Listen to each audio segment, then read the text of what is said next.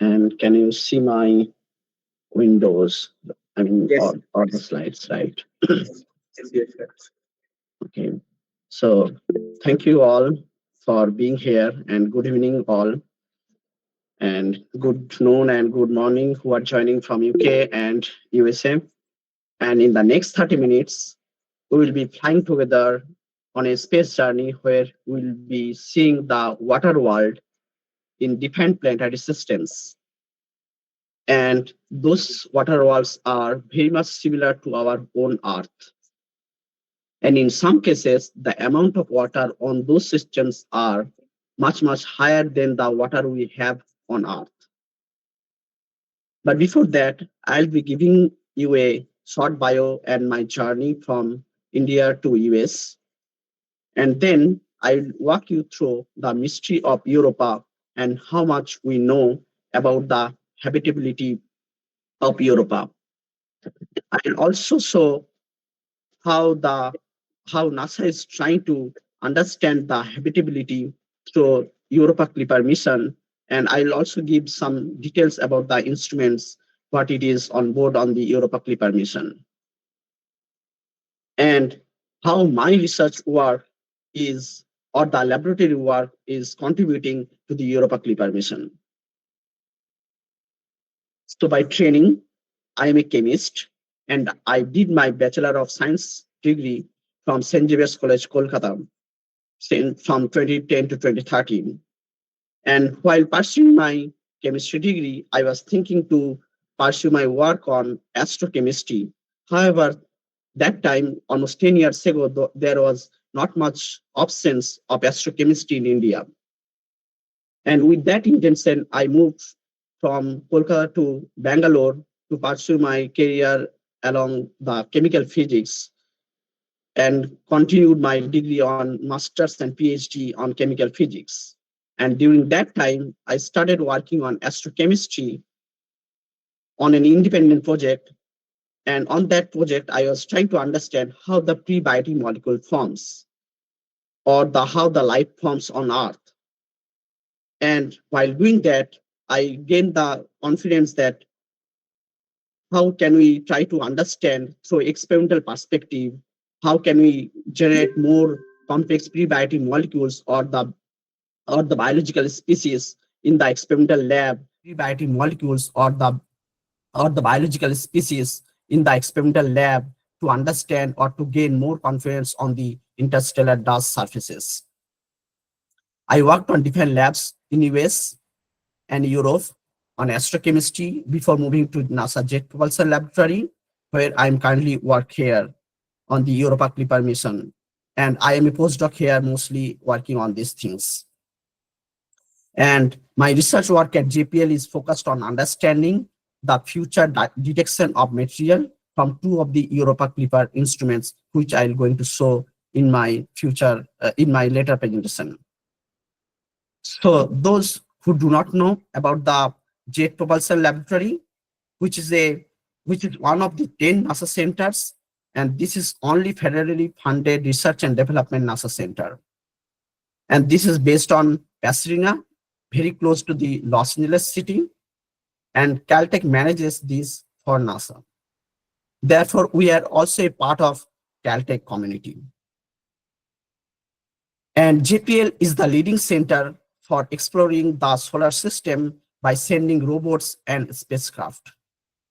And most of the very detailed information, what we know today about the solar system, that actually come from the Jet Propulsion Laboratories missions. And already we know very much about the Mars rovers. Those Mars rovers are actually assembled on the Jet Propulsion Laboratories clean room facility.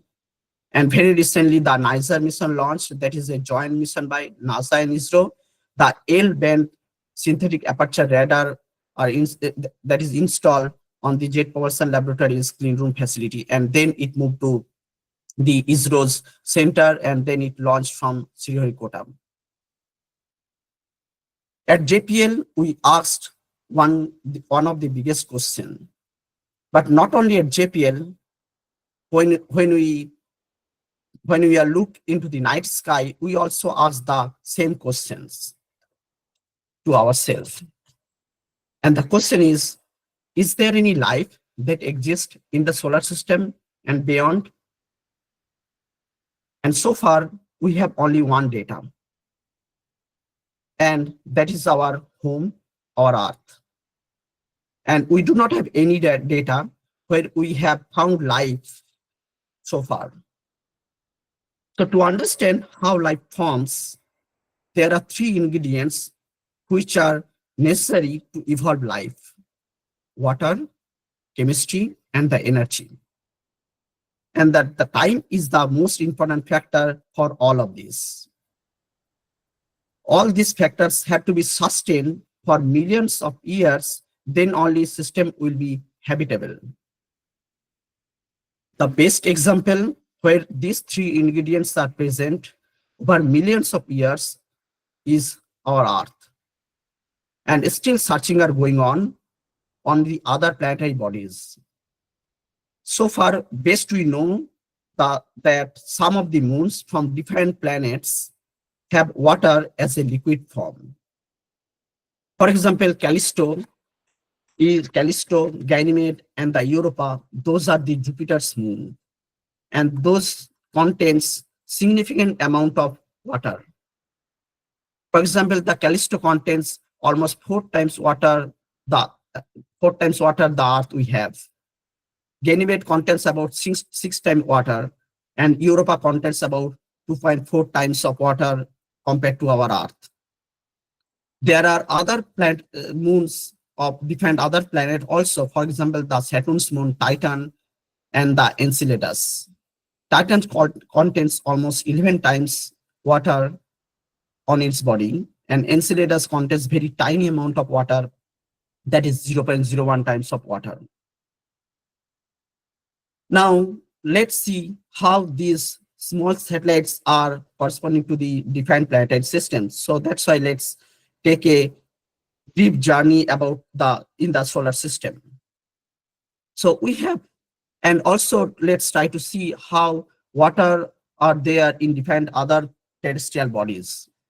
So we have Mercury, Venus, Earth, and Mars. Those are the terrestrial bodies. And we know that we have water on Earth as a liquid form, as a vapor form, and also as a ice form into the polar region. Mercury contains some amount of the water as a ice form into the defined craters region. Those are the permanently shadowed region, where the temperature is much less than the water freezing temperature. And Mars contains some amount of the water as a ice form on the polar part. After the asteroid belt, we have the gas giant Jupiter and the Saturn. And the satellites of those Jupiter and the Saturn's moon, and sometime on the Uranus and the Neptune moon, those also contain some measure of the water as the ice form. And also a major amount of the water as a liquid form are also there. And that water is actually sandwiched in between the rocky mantle and also onto the ice surface. Now let's look, since we are mostly focusing on the Europa, let's focus on the Jupiter's moon or the Jupiter's different moon things. So Jupiter has several moons, more than at least 90 moons. However, these four moons are really important. Those are Io, Europa, Ganymede, and the Callisto. And these are important to the space science community as well. Io is the most closest moon of the Jupiter, and it has millions of volcanoes. And this is the most volcanic moon for our solar system also. And why it is that? Because Jupiter is so massive. That's why, because of the tidal interaction between the Io and the Jupiter, some of the magma, it generally erupts over time to time. And even from the ground-based telescope from Earth, we can detect those volcanic regions.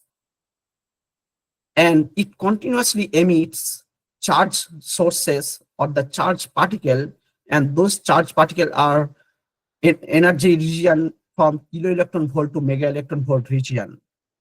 And those charge particles generally traps into the Jupiter's magnetic field, and those I'll be showing a little bit later also. Then we have the Europa, and Europa is the most smoothest object.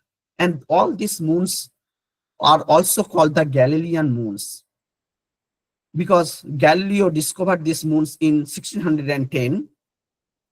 And from that point, actually, we get to know that our Earth is not the center of the universe.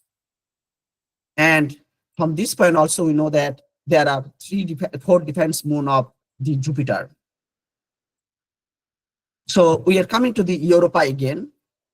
So Europa is the most smoothest object, and if you see through the telescope, you will see it will see a very bright one. There are two other moons; those are called the Ganymede and the Callisto. Those are little bit less interested to the space science community compared to the Europa, because those contain some amount of the craters, which I'll explain again later. Now, most of the information what we know today about the Io, Europa, Ganymede, or the Callisto, that is because of the very large number of missions which is operated by NASA. The first missions operate, that was Pioneer 10, which went in 1973, and then Pioneer 11 in 1974, and later Voyager 1 and 2 in 1979. These spacecraft captured the images, and by the magnetometer instrument from this spacecraft captures the charge particle distribution around these planetary bodies. But the detailed information what we know today about the Galileo spacecraft, which launched in 1989, and it reached to the Jupiter in 1995, and it had several scientific instruments. It has the magnetometer, it had the different scientific camera or the spectrometer in different wavelength region. For example, the solid state imaging camera, it captures the images into the visible region with wavelength from 400 nanometer to 1100 nanometer. And the near infrared mapping spectrometer captures the image. And from there, we know that what is the surface composition of the Europa or the Ganymede on the Callisto. And that's why we know much details of these things. And the present mission is the Juno, that is currently operating on the Jupiter, and that it is already making an orbit on the Jupiter and capturing some of the images on the different satellites. And the upcoming mission are the JUICE and the Europa Clipper. And JUICE already launched in 2023, I guess, and that is funded by European Space Agency. And the Europa Clipper mission launched in October 2024, last year, and it will be reaching to the Europa orbit in 2030, April 2030. But what is so special about Europa? And that's why the point is, because the images of the Europa are very much different from some of the other planetary bodies. So when we look very close to the Europa, it is very much smooth and very much white in color. And the Galileo spacecraft, from the different scientific instrument, it measures different details of the Europa. And from that point, we get to know that it has very young surface, and the surface age we generally predict as a 40 to 90 million years old. And it is very much young compared to our own moon. For example, if we see by telescope through our moon, we see different number of craters. And by now counting the number of craters, we get to know that what is the age of the moon. However, on the Europa, we have very less number of craters on the Europa surface. And that's why by counting the number of craters, we know that the surface is not much old, and we generally predict as 40 to 90 million years old. And its core is iron and iron sulfur with silicon mantle, and the total surface is covered with water ice. And we have the possible existence of the liquid water, and that is sandwiched between the ice layer and the rocky surface. Just like in the Antarctica, when we see the water as ice form, but underneath the ice, we have the water. Just the same thing we have on the Europa. But not only on the Europa, we have the same thing for the different other ocean wall system. For example, the Enceladus or the Callisto or the Ganymede, what I was mentioning before. But the thickness of the water ice, that changes from one planetary body to different planetary body.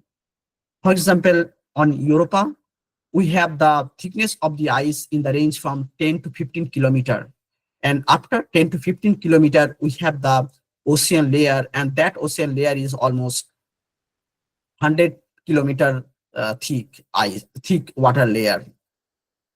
And other components are some hydrogen peroxide, some CO2 as a ice form. Those are generally trapped on the ice surface. That we generally know from the Galileo's NIMS data, that is the near infrared mapping spectrometer data. Also, if we zoom into the Europa, we see that there are very scarce. For example, there are very brown color scars are there. And when we zoom to a particular region, and here I'm showing here the 200 kilometer to 250 kilometer region of the Europa surface, we'll see three different color region. One is the very much white color patches, and then we have the pale blue, and then we have some scars with brown color. These white colors are the pure water ice, whereas the pale blue color are the radiated water ice. And where this radiation come from, I explained a little bit before, but I'll also going to give you a much details of the radiated nature of the water ice a little bit later. And the brown color appears because of the non-ice material or the non-water ice components. That could be salt, radiated salt, or could be radiated organics. And if we zoom in again, so currently we are seeing the surface from 200 kilometer to 250 kilometer region. But when we zoom, let's say more than 10 times, we'll see this kind of features. And this region is from 14 kilometer to 70 kilometer resolution. And on the right side, we see the resolution about 20 kilometer by 20 kilometer. So in the left side, we see a very much double ridges. So these are called the double ridge on the Europa, and these are very, very famous actually. And this is very much comparable. Already we see these kind of features on Greenland ice. And these kind of features actually appear when there is a tectonic activity between two ice layers, and there is a break of these two ice layers. Some of the water as a liquid form just upwelled from the liquid portion to the solid portion, and that's why these double ridges form. But on the left side, when we are looking at the double ridges, we are seeing that in some part, at least in two regions, which is shown here in these two regions, these double ridges are actually discontinued by another double ridges. And that gives more confidence about Europa, that Europa surface is still continuously changing. And these changes occurs because of the tidal motion, So since Jupiter is so massive in nature, and already we know that we have water on the Europa. So because of the tidal forces, those ice cracks and some of the waters comes out as an upwell, and we'll see some of the geysers sometime and some of the double ridges formation. And when the Galileo spacecraft flew on the Europa system, it detected a very strange signal from its magnetometer. And that actually explained only if we think that there is a salty ocean layer underneath of the icy surface. So I was talking about the Europa's radiation condition because we see some pale blue color or the dark brown spots on the Europa. And that appears because of the radiation condition on the Europa. And since Jupiter is so massive, it has huge magnetic field. And already I talked about the defined moons of the Jupiter, that is the Io and other moon such as Ganymede and the Callisto. But Io is the most important thing for this thing. Because of the very much huge magnetic field and the huge gravitational pull, it emits huge amount of magma into this space or huge amount of the charged particle into this space. And those charged particles are trapped inside the Jupiter's huge magnetic field. And those charged particles co-rotates with Europa and continuously bombard on the Europa surface. And now think of, just like our moon, we can see only one side of our moon. We cannot see the farthest side of our moon. Similar, which means that our moon is phase locked with Earth. Same thing happens for Europa. Europa is also phase locked with the Jupiter. So one side of the Europa is continuously phased on the Jupiter side. Therefore, when the charged particles are bombarding on the Europa surface, it is continuously bombarding only a particular part of the Europa. And that's why we see a clear color distinction of the Europa surface. So one side of the Europa is totally white in color, whereas the other side of the Europa, it is totally dark in color. And this appears because of the high radiation dose. And how much is the radiation? For example, when we take the chest X-ray, we know that we got some amount of the radiation. And on the Europa is getting almost million times of the chest X-ray. So you can imagine how much is the radiation dose every second Europa is getting. So that's why we need to be very careful when some spacecraft is flying by the Europa, because it is also interacting with the radiation system. So let's look into the much details also about the ocean seafloor. So already we talked that we have the around 100 kilometer thick ocean layer underneath of the icy surface. And this ocean layer is continuously interacting with the rocky seafloor. And because of the interaction and also because of the hydrothermal vents, it is continuously changing its composition inside the Europa's ocean. So not only we have different kinds of salt, for example, we have table salt, what we generally take in food, and we are predicting that the composition of the Europa's ocean is very much similar to our own Earth, because our Earth ocean is also interacting with the ocean seafloor, and that actually helps to create the energy, and that actually also helps to synthesize prebiotic molecules, or it actually helps to form life. And already we talked about the tidal interaction, and because of the tidal interaction and the tectonic activity, the two ice layers when just collide, it breaks, and the liquid water can just erupt as a geyser or as a plume to this space. And Europa Clipper we are thinking that Europa Clipper can detect those plume or the geyser when some water is actually erupting. And this is not the first time we are aiming these things, but previously NASA's Cassini mission that flew for the Saturn's moon Enceladus, that actually captures the direct image of the plume when it is coming from the Enceladus ocean. And if we detect some of the materials which are coming from the ocean, then we can understand what are the materials or what are the microorganisms or what are, if there is any life or any life containing molecules are there underneath of the ocean or not. And how we are going to do that? So when some of the water is coming through as a plume, so and at that time Europa Clipper will be flying by, and because of that it can detect some of the materials. And how we are going to detect those things? By using different number of instruments.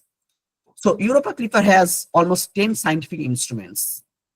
Those are categorized as remote sensing instrument, chemical analysis instrument, radar and gravity, plasma and magnetic field instrument.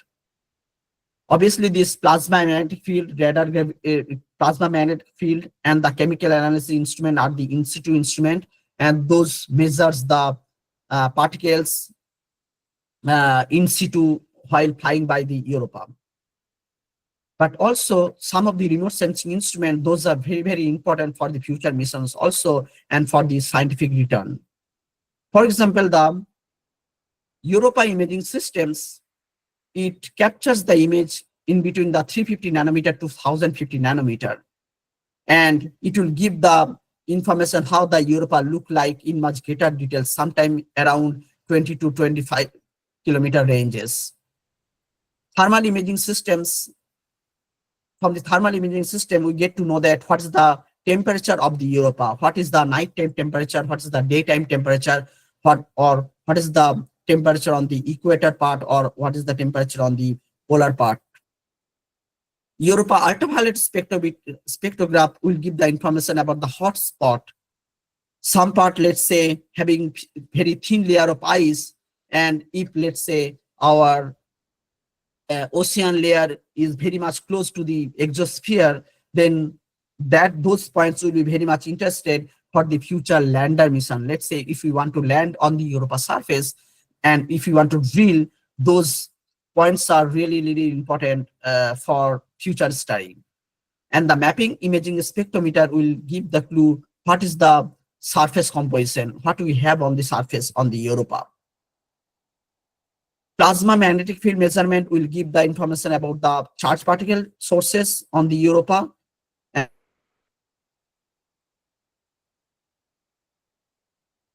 And it will help for future lander mission and how we can protect our spacecraft in a better way. Radar and gravity data will give the information about the how much thick layer of ice we have on the Europa surface. And the chemical analysis instrument, those are the two of the mass spectrometer. And here my contribution is, or the laboratory data plays a role to generate some of the data for the mass spectrometer for the chemical analysis instrument. And we have two of the mass spectrometer. Those are called the mass spectrometer for planetary expression, or mass specs, or the surface dust analyzer called SUDA. But why we have two mass spectrometer? And in this two mass spectrometer, that has different roles actually. The surface, it's more like surface dust analyzer or the SUDA will actually smell the material, whereas mass spectrometer or the mass specs can generally taste the material with much greater details, and both having the mass range of 500 AMU. So with all this instrument, Europa Clipper spacecraft was assembled at the Jet Propulsion Laboratory, and it transferred to the Kennedy Space Center, where it is flew to the Europa on October 2024. And now it is into the space, and it is making its journey to the Europa. So it will take two gravity assist from the Mars and from the Earth. So already it used one gravity assist from the Mars on last March, and it is now coming towards Earth, and it will use another gravity assist on December 2026, and it will go towards the Jupiter, and it will reach to the Jupiter in 2020 in 2030, and then it will make almost 50 flyby. I think it is 49 flyby on Europa, and it will capture different scientific information and it will deliver to the Earth. Now let's look into the details or how our contribution is for the Europa Clipper missions, or the how our contribution from the laboratory work side. So as we mentioned before, that our laboratory data actually helps to understand the some of the surface convection, or when the Europa Clipper will be flying by, how we can interpret those data.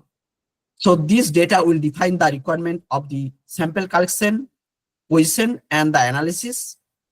And also, this data will significantly impact the interpretation of the data collected by the mass spectrometer and the SUDA instrument.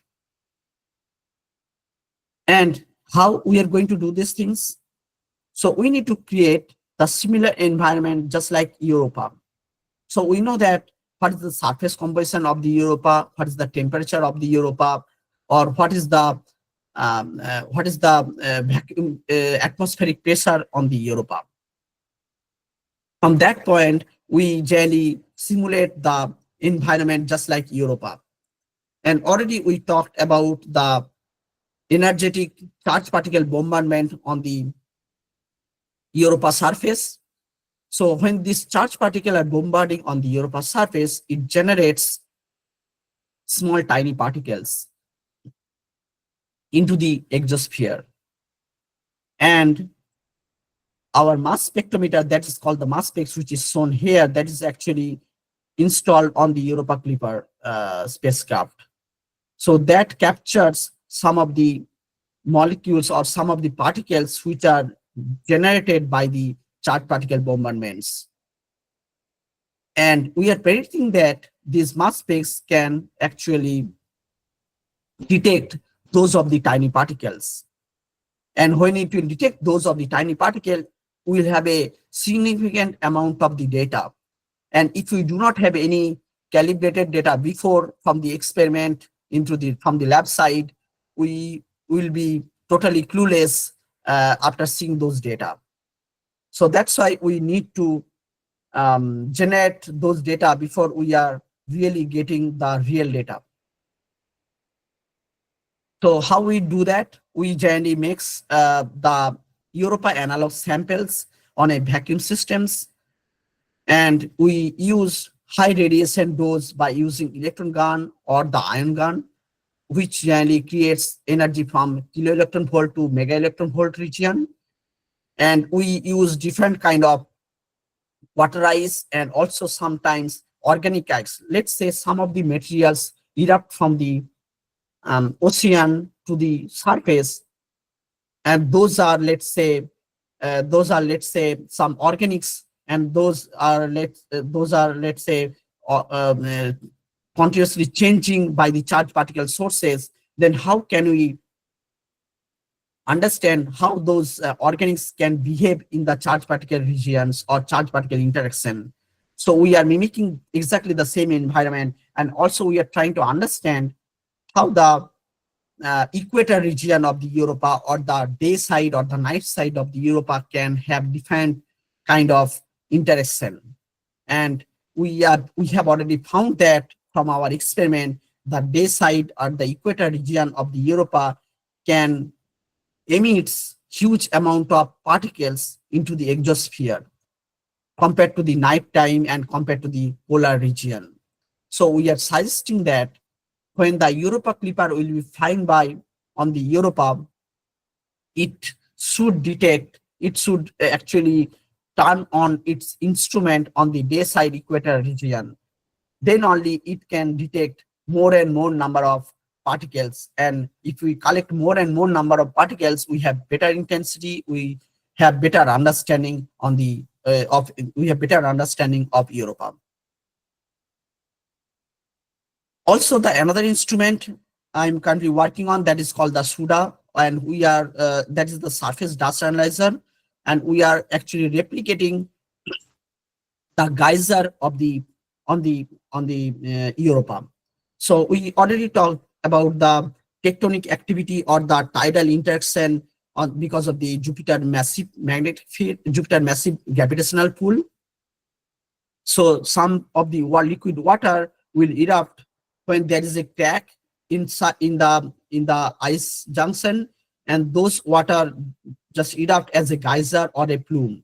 And since there is not much atmosphere on Europa, whenever this water erupts from the liquid state to the vacuum state, it immediately forms very, very tiny ice particles having sizes in the range from nanometer to about micron size particles, ice particles. And let's say if we have some of the bacteria, or let's say some of the viruses which are, let's say, on the ocean, and when these water are actually erupting on the Europa's exosphere, it actually captures those of the bacteria or viruses into the space.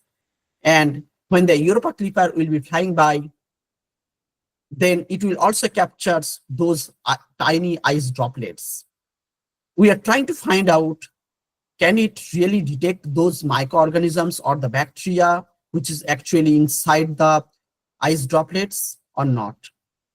And we are doing these things by using a liquid microjet technique. And in the liquid microjet technique, what we generally do, we use the similar kind of ocean composition, just what we have on Earth, salty ocean composition, and we use that liquid microjet, and we disperse that liquid by using IR laser, and makes the ice tiny droplets into the micron size.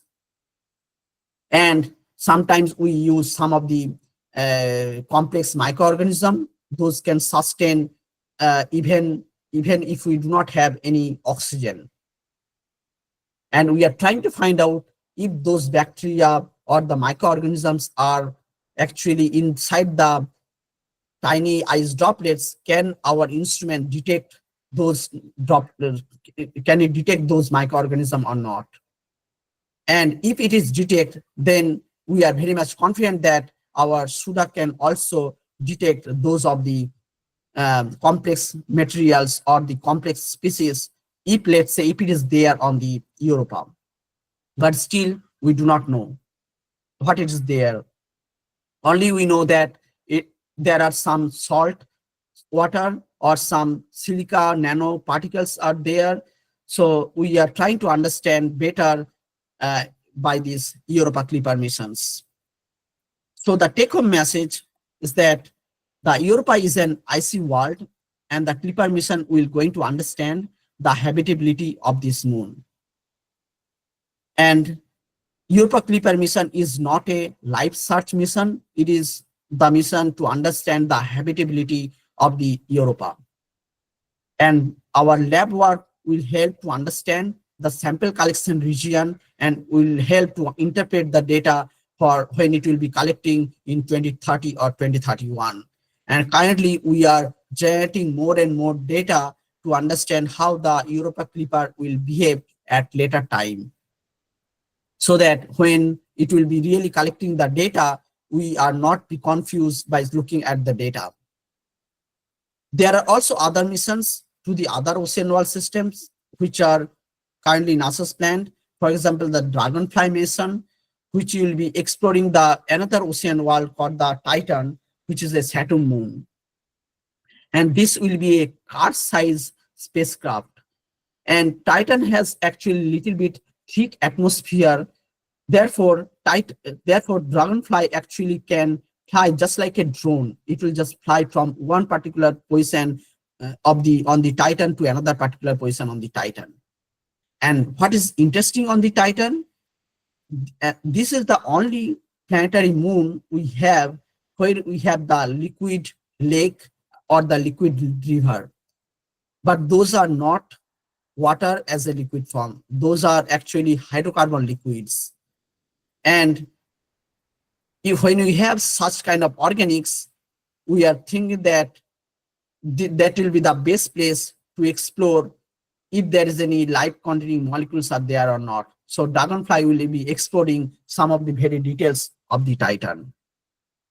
So none of this work will be possible if we do not have this amazing team. So our different scientists from different parts of the institute or in the US are contributing for these things. And for the laboratory work, Murthy Guripati from the Jet Propulsion Laboratory, Brianna Henderson from the again from the Jet Propulsion Laboratory, Morgan Cable again from the JPL, are my advisor who are actually helping us to understand how we can get more data and how we can better understand the Europa system.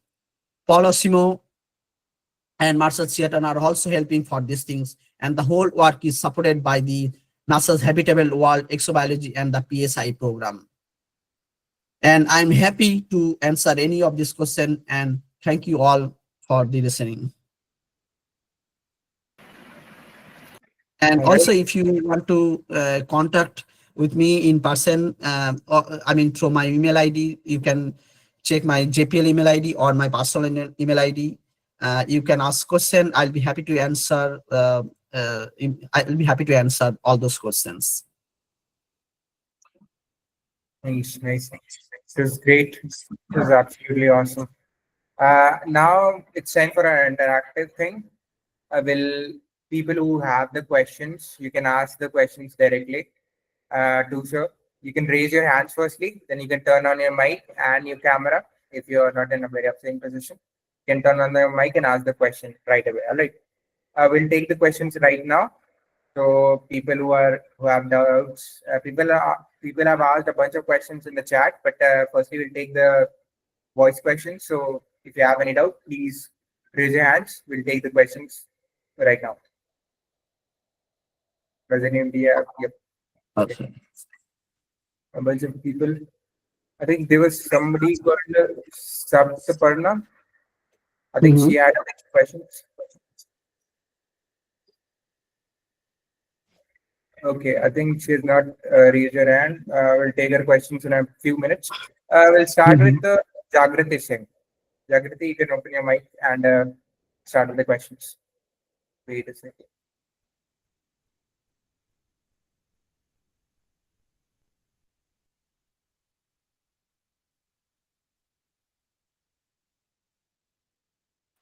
Jagrati. Hello, sir. Oh, sorry. Yep. Hello, sir. So my Yep. name is Jagriti. I'm is first year student. So I want to know, like, as you are finding the life, right, in solar system. So what's the definition of life according to you? Because while understanding first year biology, I find like I feel that as we understand the evolution, they are explaining that something chemical reaction happened initially because of that DNA and like RNA specifically form and the life evolve, right? But if certain different type of condition was there, different type of thing was happened which caused the formation of life. So what will happen? It might be possible our senses, like how it works and understanding of the world was completely different, which was not as same as we are understanding right now because we are explaining the life according to our limited senses and all. So it Yep. might be possible there is life in another, in our solar system even might be, but we won't able to understand that, yeah, that is the living thing. So how would we conquer this problem? Okay, so the definition of life is actually changes from one community to another community. So basically, and also it is changes especially into the planetary science region. For example, astrophysics thinks of uh, uh, detection of life means detection of some of the complex things. For example, let's say methane or some, let's say, dimethyl sulfide. So if you detect those gases in some of the solar system, or let's say outside of the solar system in the exoplanet, then they think that they are detecting life, or let's say life containing molecules, because those are the gases can only be possible if we have some those are the actual generate if we have possible existence of life, something like that. But when it comes to the chemistry side, methane, dimethyl sulfide are the very small molecules. They think that when we have very much complex molecules, then we, for example, let's say DNA, RNA, or let's say amino acid, if those are molecules are there, then we have possible existence of life. But now when you come to the biologist, then we think that we should have the life as a proper form. Let's say some microorganism if we detect, or let's say some on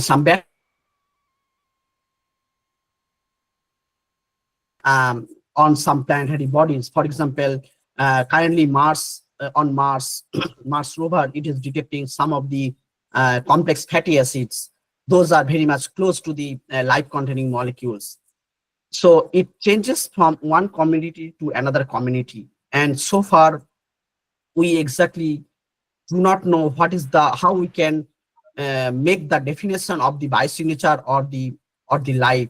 And there are still some publications are still going on into a journal called Astrobiology. So if you just search the signature detection of the biosignature, or let's say the definition of the biosignature, there are lots of materials on the Astrobiology journal, and you will see that those definition changes from one community to another community. And that is true because you cannot actually detect through remote sensing observation any life containing molecule or any complex molecule if it is there in the exoplanet. And that's why it changes from over time to time, and it will evolve over time to time also. Okay, sir, it might be possible we are doing somewhere wrong way for finding the life because, like, according to me, like I used to thought little bit philosophically because I used to Mhm. thought that it might be possible the words which we are using isn't exist. Like the definition, like life definition. We used to say that life having some definition. The definition is just a word which was for our understanding. Okay, this is what we call that. Okay, we can able to understand, but might be possible something is beyond our understanding. Like there is a life, but we wouldn't able to identify. We are just with the limitation of our senses. Uh, like if there is a lot of thought, like I do have a lot of thought, but I wouldn't able to Yeah. share. Yeah, But yeah, that is very true. For example, that's why the next mission is the Dragonfly, where it will be exploring the Titan moon. And on the Titan moon, we do not have the water as a liquid form, but we have the hydrocarbon as a liquid form. There we have hydrocarbon rain also, and hydrocarbon lake also. And if we, let's say, find some kind of life on those lakes, and those life will be totally different from ours, where we cannot sustain into those Titan kind of environment. But if we can find find life on the Titan, those life will be totally different from Earth, and those bodies will not sustain on Earth environment. So we are still evolving. We are still trying to understand how life will be in other different planetary bodies. But since we know our Earth system very well, we know that how the life could be if we have water. So most of the time when we found water in some of the planetary bodies, we immediately give our 100% attention to that planetary bodies, because we already know that life is possible if we have liquid water, if we have correct temperature, we have correct energy into the water system, and if it is sustains for, let's say, millions of years. So it is the idea is still evolving actually. okay, sir, last question. Sir, like I want to develop mathematics in the biology. Like it's my dream Mhm. to find what exactly life is, what exactly reality is. Because according to me, reality is somewhere. Like I'm not telling that yeah, this is wall and this is not a wall. We're just assuming. No, not like that. But somewhere reality is limited, like we won't able to see think everything. So I want Mhm. to prove mathematically equation that how our senses work and like what's the actual definition of life. So would you just tell me, like it's just a starting of my journey. So how would I proceed? Because right now today I am just reading the research paper of Big Bang, like the first Mhm. research paper, and after so on. So how would I proceed? And my research journey is just my first year. So from the mathematics side, you were saying? Yeah. Oh, yeah. So, yeah, there are actually different mathematical model that can actually help to understand the exoplanetary light detection things, or detect the exoplanet basically.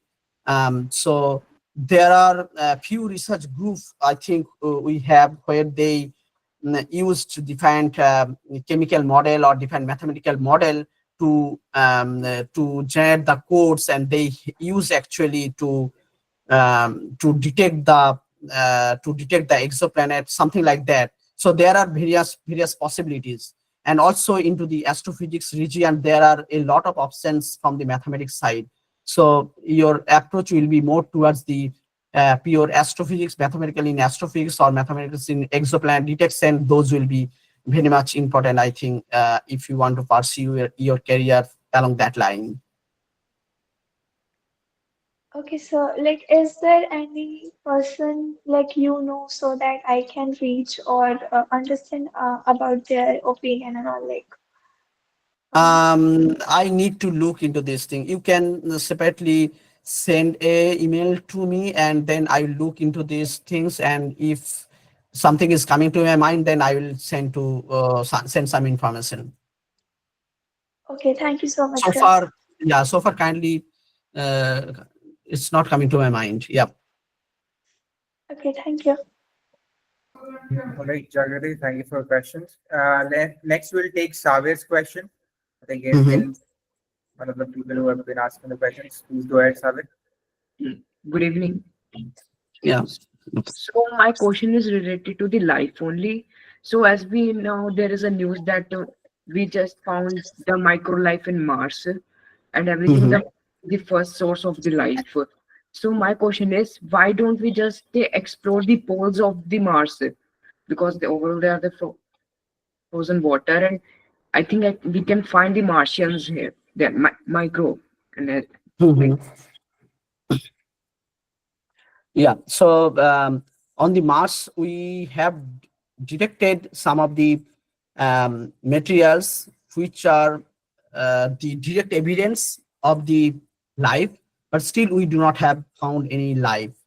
And always we try to find various possibility. For example, on the Mars, we know that there are frozen ice, but we still do not have any idea about the is there any liquid system or not. Because liquid, when we have some liquids, either it could be water or it could be some hydrocarbon as a liquid form, liquid actually helps to evolve life. And whenever we found liquid, we think that the liquid can be a source of life. For example, underneath of our ocean, where we do not have the sun's radiation, or let's say the sun's light cannot reach, let's say 50 kilometer deep of the ocean, and there still we found near the hydrothermal vent region, we still found life. And that's why people are so much interested about the Europa or some ocean wall systems, because even if you do not have sun, or even if you do not have any sunlight, still in that region you can find some of the microorganisms. And that actually give the interest to the scientific community, that okay, even if you do not have sun, you can still find some life. And that's why not only Mars, people are exploring different ocean world region, because they have found liquid, they have found the two other ingredients, that's the energy and the right chemicals, or the right chemical ingredients. For example, the phosphorus, the sulfur, those are the materials are very much popular in nature on those systems. That's why not only Mars, but also there are different planetary bodies which are actually useful to look at to find life. which means that that Mars was once a habitable planet, Mhm. but only its only size made it an abandoned. Mhm. My question is only. Thank you, sir. Yeah, I think we have to give one instruction to you. That is one question per person since we have a time constraint and there are a lot of questions that people want to ask. So we'll keep it one per person. Next person we can take is Sri Lakshmi. You can go ahead and ask your questions there. Yeah, hello. Can you hear me? Yes. Yeah, yeah. Yeah, hi. Good evening. So, thank you for the session. It was really informative. So, I am an astronomy educator here working out of Chennai, India. So, Mhm. I would like to understand what are the opportunities that I can give my students in terms of exploring the planetary sciences. Like they're already doing a couple of citizen science projects, but Mhm. like in terms of getting their hands dirty, working with some real data Mhm. or any other suggestions that you can give, sir? Mm, I think there are various options from the ISRO's outreach activity. I think I know there are few options are there from the Space Application Center from the Ahmedabad ISRO Center. They do some kind of research activities. So, and also I think there are many internship are possible right now. So engaging through the internship through ISRO's program or through I think engaging into the NASA's internship or the European Space Agency internship that requires, I think, citizenship. I think, or sometimes if some students are actually taking their courses into the US university, that then only it is possible. But I think for the ISRO's internship, it will be very much helpful for advance their career. Um, so I think that having an internship um, will help to understand how to handle the real data. So I think internship is one of the good option, I think. Yeah, okay. Okay. Thank you very much. I think that's helpful. Yeah. Thank you, Sri Lakshmi. We'll take Saparna Devi's next question. Saparna, you can go ahead. Will we have her here? Okay. I think not. There might be some lag. So we'll take Ashutosh's next question. Ashutosh, you can go Oh, ahead. sorry. Good evening, sir. Yeah. Good evening, sir. Yeah. Good evening. Sir, I'm just. I am a MSc Applied Geology student at NIT Rourkela, and I Mhm. want to ask you a question about pursuing a PhD in planetary geoscience. So, how Mhm. can I get into the research projects that is interested in planetary geoscience, studying the structural geology of the planets? Mhm. I think there are multiple options in currently some of the IITs are actually opening separate space science department. For example, IIT Kanpur, IIT Roorkee, they recently opened. NISA Bhubaneswar has separate space science department, and they have also the faculty from the geology side.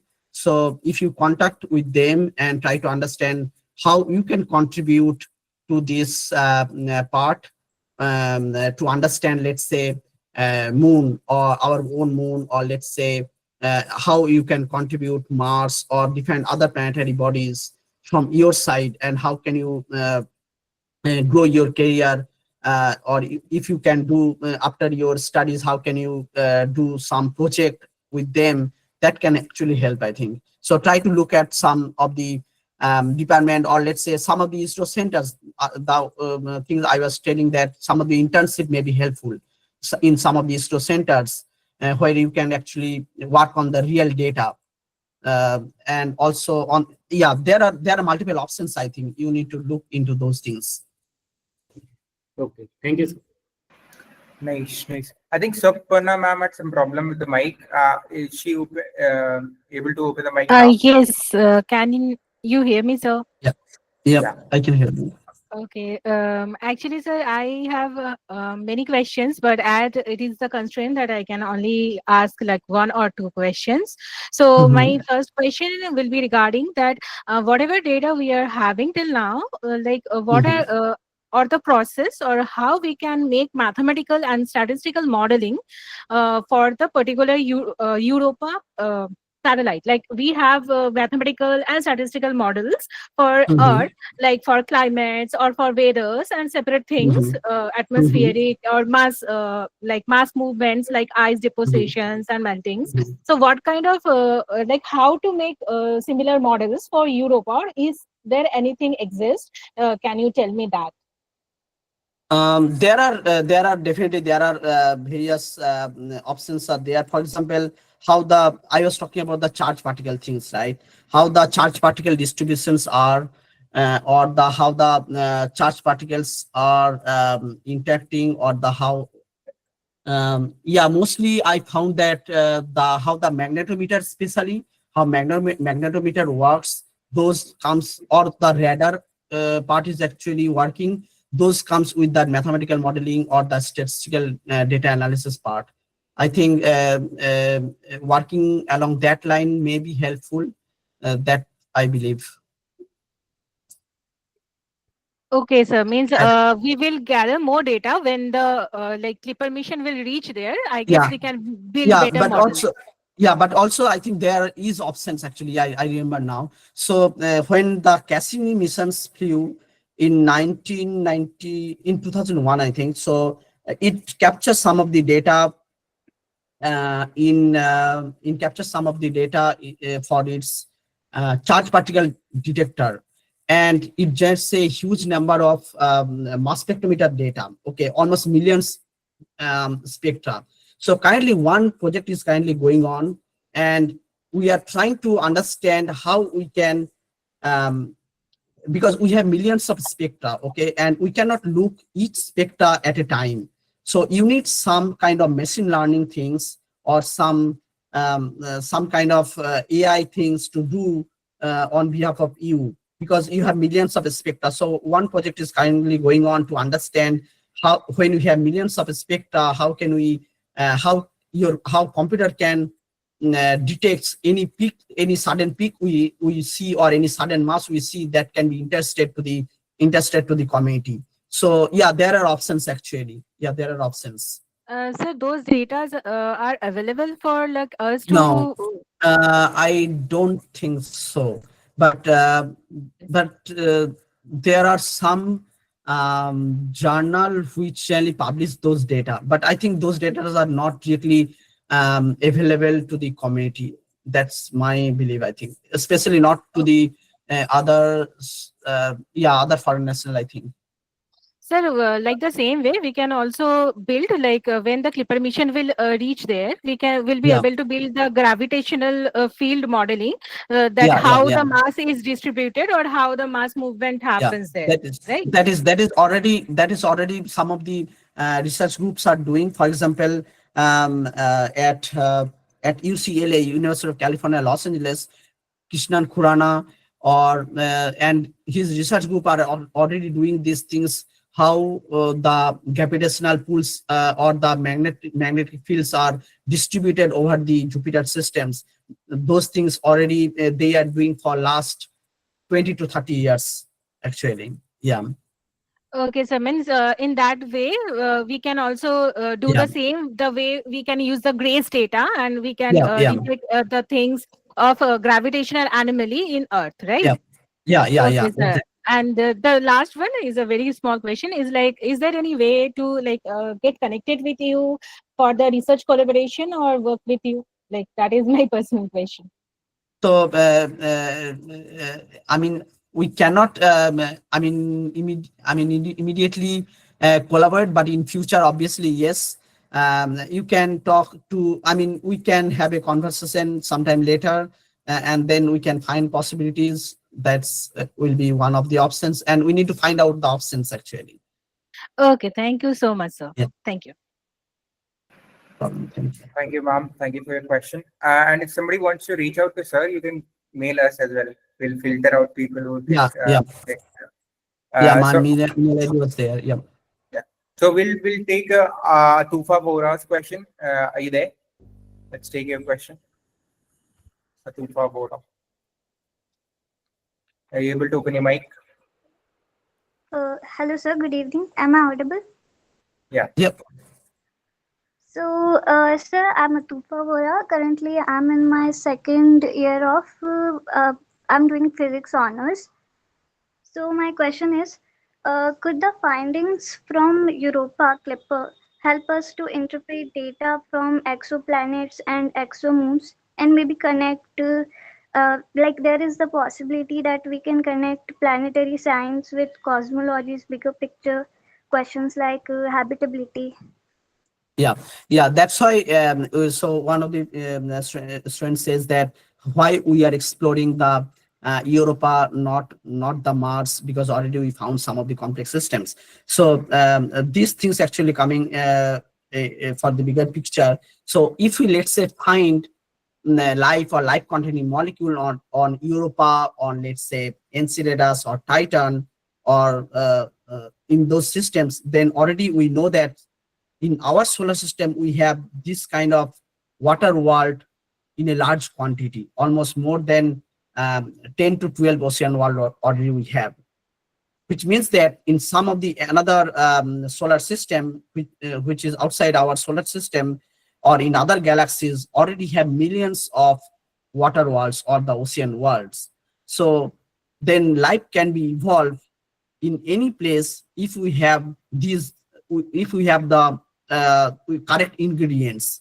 And that's why we are trying to explore only a particular part, the Europa. And if we try understand that, okay, if life can be found on Europa, then it can be possible everywhere in any of the exoplanet or in any of the water world systems. Though we cannot go there because those are very, very far from our Earth, and just by in a human life we cannot go there, but still we will be knowing that we can found life on those systems. So those are the bigger picture from the Europa Clipper missions we are expecting. If we found that, okay, Europa is habitable, or let's say future Europa lander mission can detect some of the lives, then we can better understand about the life outside our solar systems in different exoplanet, and our understanding will be much, much better. Okay, thank you, sir. There's another question that I have to ask, which is I'm planning to do a PhD. Like it's Mhm. my aim to do a PhD in cosmology. So, is there any advice that you have for me? Currently, I'm exploring and doing some self projects and simulations in it. What is your background? I'm pursuing physics honors. Okay, physics honors. So there are various options from your side. So you need to then choose, I mean, what kind of research you want to do through the astrophysics side, or the planetary geology, or let's say exoplanet detection. There are multiple options for you. So you need to find your own interest. And if you find your own interest, then contact to any of the faculty members in various parts of the world, and contact with them and try to do some project before doing the PhD, because that project actually help to give you a clear idea what you will be spending for next 5 years or next of your life. So having the project for, let's say, few months after your masters, or let's say during your masters, if we do, I think that may help some I mean, that may help to decide what you will be working on in your PhD. Okay, thank you so much, sir. Yeah. Mhm. If you have any career questions, you can also mail us, all right, so that it's not too cluttered. We'll take Wabab's question now. So, Wabab, you can now speak. He has been waiting for a long time, so let's do it. And for people who are texting in the chat, please don't get impatient. We'll take your questions where there's a bit of a time limit, so one question at a time. Let's do Wabab's question for now. Wabab, you can go ahead. Okay, sir. A very good evening, sir. Mhm. I am Vaibhav from I'm Vaibhav doing BTech in aerospace third year. Mhm. Sir, is there any opportunity for me to work with NASA? Uh, I mean, directly, it is, I mean, you need to continuously check the opportunities.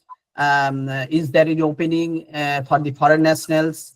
You need to continuously apply, you need to make contact, and you need to also, when, let's say, there is some conference going on, if, let's say, some of the NASA scientists are visiting those conferences, try to interact with them, and also, I mean, don't think that you need to work at NASA, but also think that you need to work on a particular field.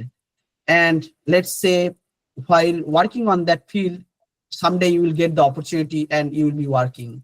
So try to aim for that particular field which will be working. That will be the goal.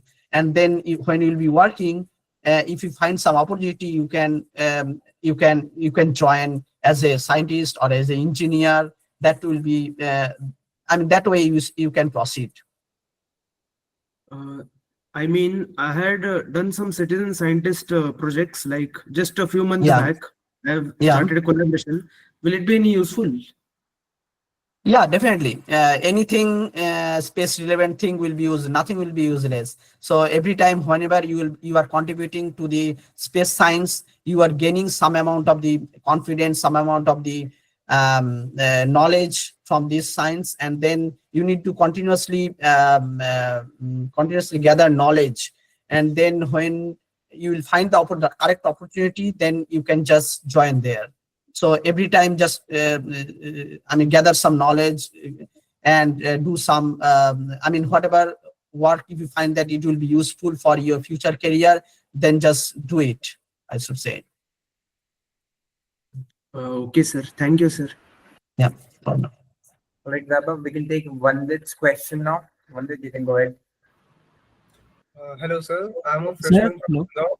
I'm pursuing my bachelor's in engineering. So I do share my specific interest in astrophysics as well. So Mhm. I have a question from aerospace regarding kind of. So my question is, how do the mission's multiple flybys balance the data collection with minimizing the radiation exposure from the moon? Oh, okay. Yeah, that things I actually skipped. So Europa has a huge magnetic field. So that's why the Europa Clipper will not actually spend much time on the Europa.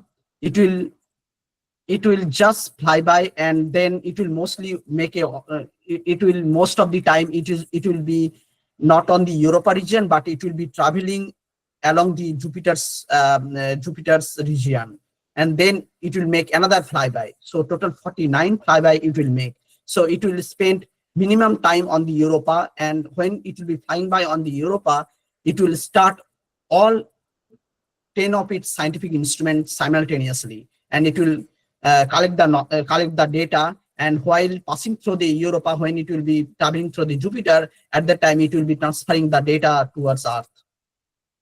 Okay. So as I was studying the mission itself, in the meantime, I have one more related question to the same question I asked before. I was thinking that by a highly elliptical orbit is chosen for Europa mission instead of a closer circular orbit around the moon. Yep.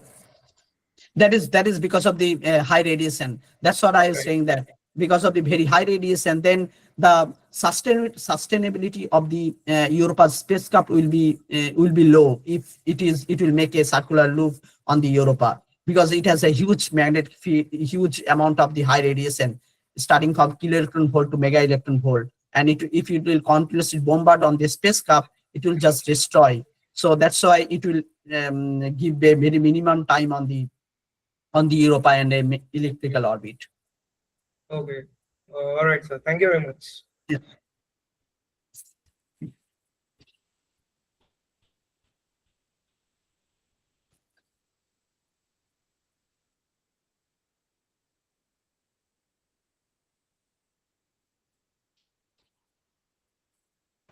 Here we are being able to see like lots of people are asking the queries about their career and all. So let me just tell you one thing. We are just going to provide you the sir contact details like his email, personal email, and JPL email with his LinkedIn ID. So if you have any queries regarding your career, so you can just directly contact. Yeah, Okay. you can I hope ask through my it's clear to LinkedIn. That will be, you can ask through my LinkedIn. That will be best. And if I am not replying you immediately, but definitely I'll going to reply you in a few days. Okay, so don't worry about that thing. If you have anything related to the Europa or any scientific questions, so yeah, you can go ahead. I think resistance. Yeah, I don't know resistance. exactly what. You can ask the question next. Resistance. Yes. Please do. Hello. Thank Yeah. you for the session, and I am a ardent admirer of NASA. I have two questions for that Europa Clipper mission. What is the expected resolution of the ice penetrating radar designed when mapping Europa's surface structure? So, so radar is currently help to understand the ice penetration depth, and in some cases it is we are expecting that it is 10 kilometer to, could be possible 100 kilometer thick ice also. And the resolution, I need to check what is the correct resolution for the for that particular scientific instrument. And I am not an expert of the radar, and the current radar instrument can detect up to 100, up to I think 100 kilometer thick ice. That's my current understanding, but I need to also look into these things, that how much thick layer, maximum how much thick layer of ice it can detect, and what is its resolution for the other side. Okay. And another question is there any chance that we send a human for a Europa mission in nearby future? How will they survive for 6 years in space? Yeah, so there is currently no plan to send human to on the Europa, but future lander mission is planning. One planning is going on where we are planning to send the Europa lander where it will drill the ice and send the robots to the underneath of the ocean, and it can explore some part of the ocean. So they are kindly testing on the Antarctica where we have the thick layer of ice, and they are drilling the ice layer and then exploring the underneath of the ice, how it can explore just by using the robots. So there is one mission concept phase is going on for the Europa lander side. Thank you. Thank you. All right. All right. Is Mridul there? You can quickly ask a single question. We'll do one question. Yes, so, namaste, sir. Maybe it's a bit naive, but my question is that how can we say that a planet or a celestial body has water in it? Like, do we send rovers to each of those celestial bodies and say that we receive back data, or is there any other way? And thank you for the team and chief guest for this event. Looking for future events. For other bodies means the other moons, right? Other moons, Yes, you were that's saying? right. Moons. Yeah, Yes. those.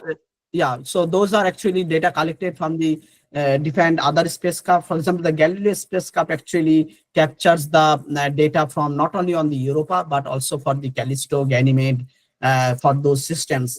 And when it measures the magnetometer from the magnetometer data, we get to know that there is a strange magnetic field for those systems also. And from there, we understand that there are some amount of the water as a liquid form underneath of the ice. So same thing happened for the Enceladus, but Enceladus, it is very much good data we have from the Cassini mission, because it already captures the image that water is actually coming as a jet from the underneath of the ocean. So we have the direct data from the Cassini mission. That is from the Saturn's moon, and also there are a few other for the Uranus and Neptune's moon. I think the New Horizon missions actually captures those data. So there are real data, they are from the magnetometer mostly, which is actually giving the information if we have any ocean underneath of the ice or not. So if it's visible, it can be seen from the satellite images, and if it's not, then we use magnetometer and other devices. It is not the satellite images, but this is actually very much important about the if we have the geyser or the plume or not. So let's say the enceladus is constantly erupting the water from this ocean on its south pole, and because of that, it actually captures the image through its Cassini emission. However, for the Europa, there is only one image captured by the Hubble Space Telescope. However, the JWST cannot capture any of the so far it did not capture any of the plume or any of the geyser on the Europa. So still we do not know. Maybe Europa Clipper can detect any of the geyser that will be I mean we'll be seeing in next 5 to 6 years. Okay, sir. So I have another question regarding career, which I will email you or in LinkedIn. Yeah, Thank you. sure. Yep. Thank you, sir. Mridul, thank you, Mridul. We'll take maybe 2 more questions. That's it. All right. We'll take Pratish's question. Pratish, you can go ahead right away. So we can make this quick. Good evening, sir. Am I audible? Yeah. Yes. Sir, my first question is, there is an asteroid belt between the Mars and the Jupiter. And how do we escape those belts? Because there are lots of asteroids and they can collide with our satellites and many other things. And how do we escape them? I have actually very much little bit less understanding on that on those things, but I can give you a clue. So the navigation engineer who generally operates the spacecraft while going to the Jupiter side or onto the Saturn side. So when they use the gravity assist, or let's say when they are sending the spacecraft by using the radar, I think they know that if there is any object which is coming closer, though, so they can change slightly, I think their navigation. So that's my current understanding. I am also trying to understand how the navigation engineer operates the spacecraft while going towards the Jupiter system, Saturn system, or Uranus Neptune systems. Yeah, those I think it is the navigation engineer. They can I think they use the radar's data most of the. That's my understanding. But you can also take a Google search or talk to some navigation engineer if you have option. They can give you the best answer, I think. Okay, sir. Sir, my another question is, you have mentioned that most of the moons doesn't rotate on their axis. Why does it happen? Like Earth rotates on its axis, but another moon doesn't. I think this is based on the gravitational pull. So let's say if one planetary body is so tiny compared to the mother planet, then the and if that moon is so small, then then it will be phase locked because it cannot rotate. It doesn't have its own gravity. It does not have its own gravity much, so it cannot rotate by its own. That's my understanding. Okay, That sir. could be one of the things, because Jupiter is so massive and Europa is so tiny, and that's why it probably phase locked. Okay, sir. Thank you, sir. And one more thing, last, you have mentioned one thing that craters on the planet, exoplanets, tells us about the age. Then how does that decided that there's amount of craters? I'm just only try to ask, how does craters? So you need to find out that in a per square kilometer, or let's say per square mile, how many craters you have.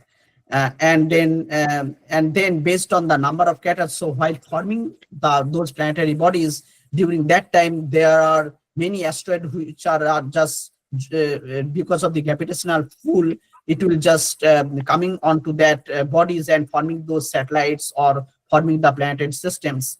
And during formation, during that region, it's actually forming those craters. So by counting the number of craters in let's say 100 by 100 square kilometer regions, from one system to another systems, we can actually find the age. That's one of the process people generally use to find the age on the surface. Okay, sir. Thank you, sir. That's all from my side. Thank you, Prakash. We'll take the last question of today's networking event. We'll take Arun Shah's question. Are you there, sir? Yeah, good evening, sir, and thank you for informative session. It was a very good session. So I'm from Nepal, and I have done master in sports medicine, and I'm planning to do a PhD in space medicine or aerospace medicine. So my question is, like we all know, like cell is the basic unit of life. So I'm more into biology, and like physics, chemistry, and biology is interconnected subjects. So my question is in regarding like energy medicine. Like first, recently, like NASA is sending some message, like they will carry some like message in pen drive to the edge of some like to moon or in a space. So what will the effect in a context of vibration or frequency to human body? And that is one question. And a tail question is like the Carl, I just want to confirm or make like the Carl Sagan when he said like the first extraterrestrial message to the space, like to show the Earth civilization to connect with different like aliens or something. Yeah, that's my two questions. Yeah. So first, to answer your first question, the vibration on the human body. So that is only for the past 5 or 6 minutes during the launching, I think. But when it will be going into the space, let's say into the, into the international space station, then you will not feel any kind of vibration. You will be just floating without any gravity, right? So when it will be traveling to the moon, there will be not much gravitational, and that's why the main worry is during the launching, and that's my feeling that that's why people do the training during the launching. How can they sustain during that time, during the launching time? That is the most difficult phase of the things, I think. And yeah, like the gravitational wave travels, it takes time. So like when we are sending some message like right now, so it may take few months. Yep. The message you were saying, right? Yeah. Yeah, that can take. Okay, so one of the important things that I was also saying, that Voyager 1 and 2, that actually sent in 1971 or 1972, I think. So on that spacecraft, there are some messages already there about the human civilization, and it already passes through the Pluto region. It is now entered into the interstellar space, and we do not know where it will be heading in later part or in near future. And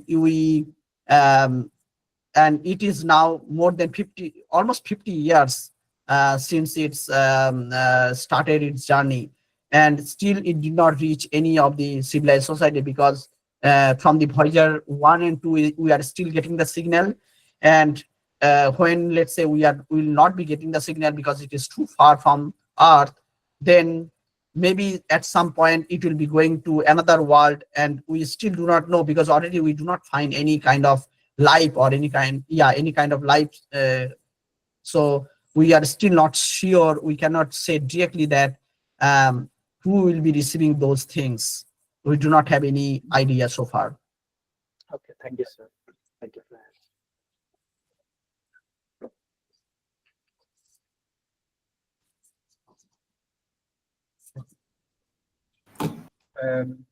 So, do you have any conclusions, Arun sir? I think the questions have been answered. We have a bunch of questions that are left over. It seems a bunch of people raise their hands, a bunch of people add their questions in the chat. We apologize to you. We clearly have a time limit, but we apologize. We also have we have given you mail, and you can mail us there. Any questions that you have, will provide you with appropriate answers. All right. We are extremely now. I'll start with the conclusions. We are extremely grateful to Sir for giving us his valuable time. This was an absolutely insightful session. I'm a tech guy. I do tech most of the time, code most of the time. So this is not my particular niche, but I really enjoyed it. Learned a bunch about various missions. The questions and answers were really insightful. This was absolutely an absolute treat for me. Thank you so much, sir. Thank you so much for being here. Thank you for organizing the event. Thank you, sir. It is always you who did the things. Thank you for just replying is back. That was even better. Now I'll start with the conclusions. I'll call upon my friend and co-founder Jitendra. He'll tell you more about propagation, what we do, and more about what you can do to propel your career further into this. He'll tell you about a winter school, the thing that we are organizing that is in much more depth. It's an 8-week program. You can do research there. You can write about research paper and a bunch more. You will get to know more about this in much more detail via him. So I'll call upon him to speak on this. You can go ahead, Jitu. Hello everyone. First of all, tell me like how is the session, everyone? Please type in the chat box so we could understand like do people really like the session. Everyone, please type in the chat box. Okay, here I'm being able to see like lots of people giving their own feedback. Okay, so let me just tell you, lots of people are having lots of doubts regarding their questions. They are feeling like they are not being answered. So let me just tell you, we are just after this session, we are just going to provide you contact detail of the speaker, sir. With that, you'd be going to get other contact details of him, like the LinkedIn and all. So you'd be able to contact our speaker directly. Okay, I don't think sir will be going to have any issue with that. And one more thing, if you still have any other queries regarding the like next session or what we are currently doing, and if you are interested to do anything with us, so it's open for all. Like here I'm being able to see like lots of professors today have been joined. So sir, if you want to speak at our platform, so it's all open. You can contact us. And with that, let me just announce you people something. We have been designing a winter school of astronomy and astrophysics, okay, which is completely of 8 weeks of program, in which we have been included the important topic of astronomy and astrophysics with lots of interactive sessions. And the whole program is going to be live and interactive as usual. So if you are interested, just go and check out that the winter school. If you want to know more about that, so I'll be going to send you the all detail of the winter school in your register mail. So just stay tuned and just check out your mail. After this session, you'll be going to get everything like the contact detail of speaker and detailed explanation about the winter school. Hope everyone have been understand, and if you people have been really enjoy this session, please turn on your camera so we could capture this moment, and we're just going to take a screenshot of this moment so we could just have this. Everyone, please turn on your camera. Yeah, if you turn in your camera, we'll take a quick picture. We'll post it on the internet so we can get some clout. Everyone, please turn on your camera. Okay. Mridul was really exciting. All right, let me take a quick picture.